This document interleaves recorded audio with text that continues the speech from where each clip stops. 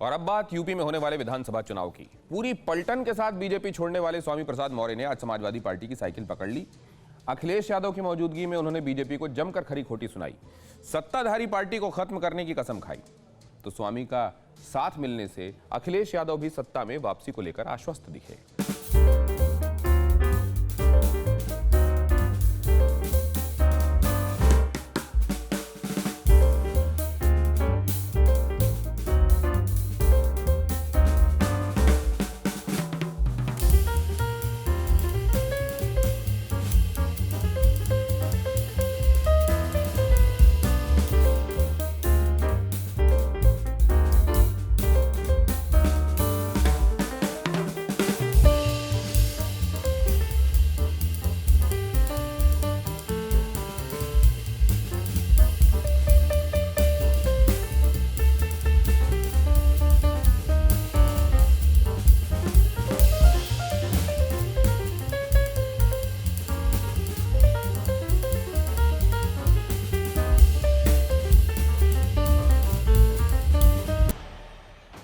सत्ताधारी बीजेपी को नेस्तनाबूद करने की शपथ लेने वाले स्वामी समाजवादी अवतार में अवतरित हुए थे मंच पर।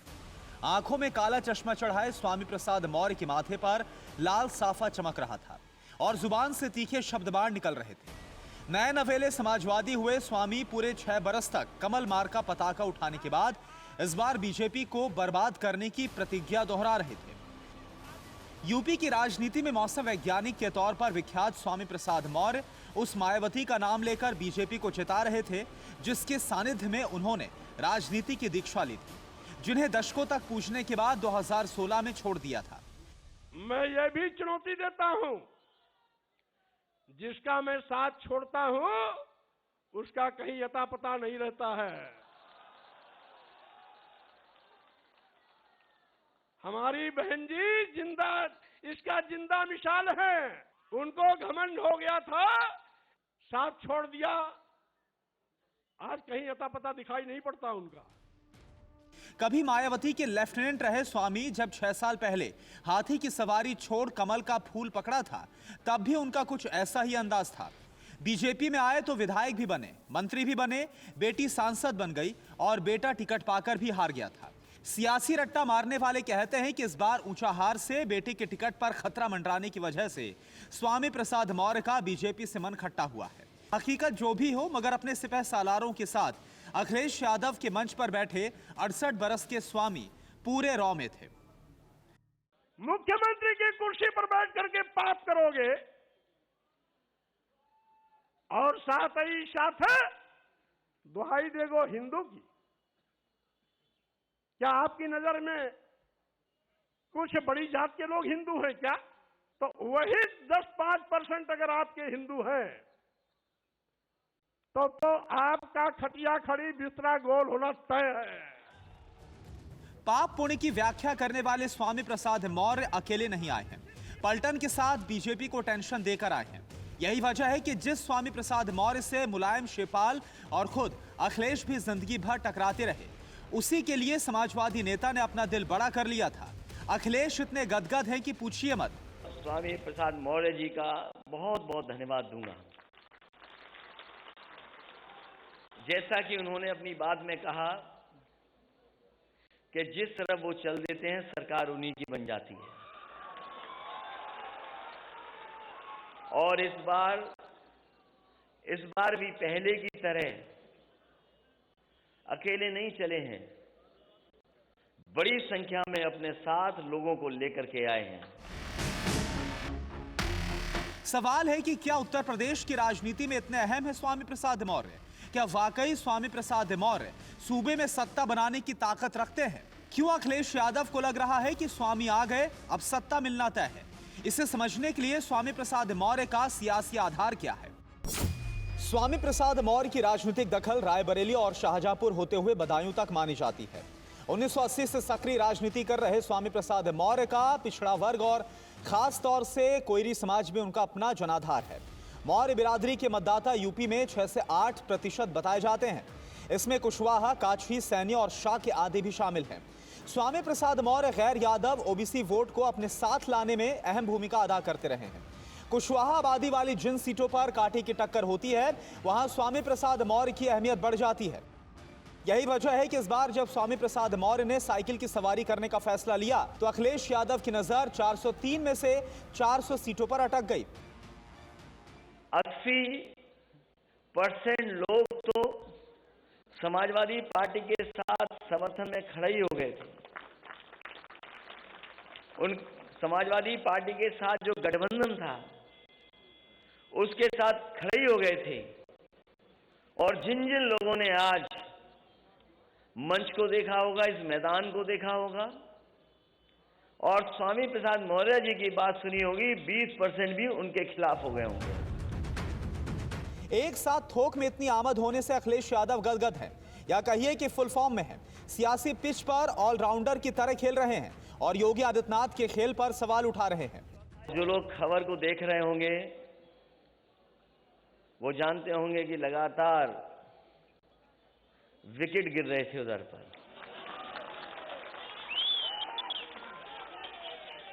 हालांकि हमारे बाबा मुख्यमंत्री क्रिकेट खेलना नहीं जानते। अगर वो क्रिकेट भी जानते होते अब तो उनसे कैच छूट गया। सत्ताधारी बीजेपी को शून्य या कुछ सीटों पर समेटने को लेकर आश्वस्त अखिलेश यादव के हौसले के पीछे नए स्तंभ बने हैं स्वामी प्रसाद मौर्य। राजनीति में घाट घाट का पानी पी चुके स्वामी के बारे में जानकार बताते हैं, कभी बीएसपी में नंबर 2 रहे स्वामी प्रसाद मौर्य ने 2016 में मायावती का साथ तब छोड़ा था जब ऊंचाहार से बेटे उत्कर्ष के लिए सीट पक्की नहीं कर पा रहे थे। जानकार बताते हैं कि इस बार भी स्वामी के हृदय परिवर्तन की वजह भी ऊंचाहार से बेटे के टिकट को लेकर आश्वासन की घनघोर कमी ही है। लेकिन खुद स्वामी ऐसा नहीं मानते। उपेक्षा को आधार बनाकर वो पाला बदलने का दावा कर रहे हैं। अखिलेश को भी लग रहा है कि स्वामी समाजवादी होने से सत्ता में वापसी तय है।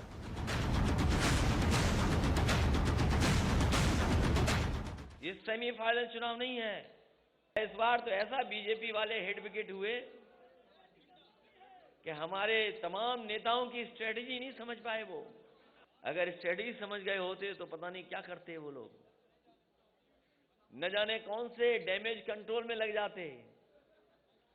और हमें खुशी ये है कि इस बार पत्रकार साथियों को भी नहीं पता लगा,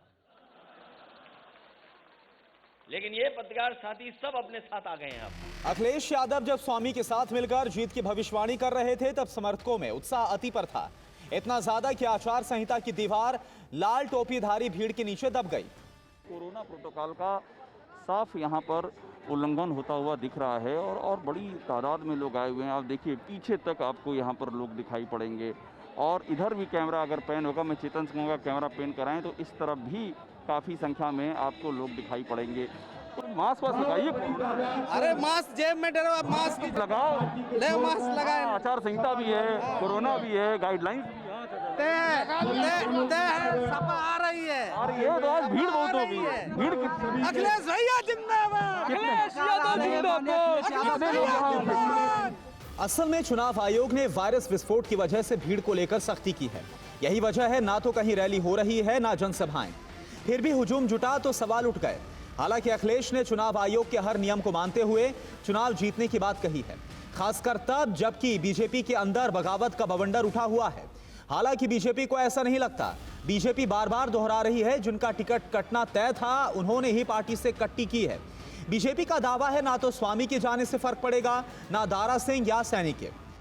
कुछ नेता गए वो जो जिनको हार का डर था, उन्होंने अपने क्षेत्र में काम किया नहीं, जनता उनको नेगलेक्ट कर रही थी, इसलिए उनको हार का डर था, इसलिए वो भाग करके गए हैं, पार्टी छोड़ के गए हैं।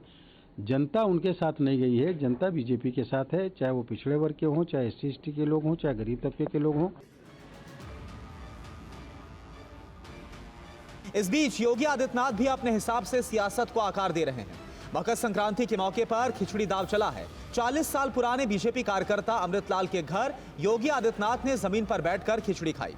प्रधानमंत्री मोदी जी के नेतृत्व में पिछले 7 वर्षों के दौरान केंद्र की सरकार ने और पिछले 5 वर्ष के दौरान प्रदेश की सरकार ने बिना भेदभाव के शासन की योजनाओं का लाभ हर एक गरीब को, हर एक गांव को, हर एक किसान, नौजवान, महिलाएं और समाज के विभिन्न तबके को दिया है।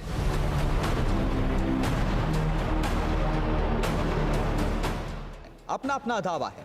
यूपी की जंग जबरदस्त होती जा रही है। समाजवादी पार्टी का कुनबा बीजेपी वालों की वजह से बढ़ने से अखिलेश यादव आश्वस्त हुए जा रहे हैं, तो योगी आदित्यनाथ अब भी 2017 की तरह सत्ता में वापसी को लेकर विश्वस्त हैं। हालांकि इंतजार 10 मार्च का है।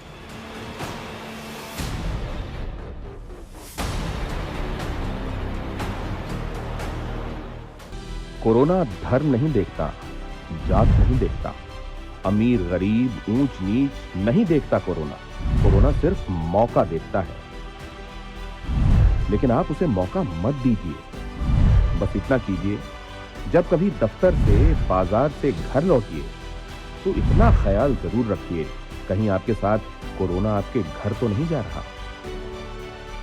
भूलिए मत, कोरोना अभी जिंदा है।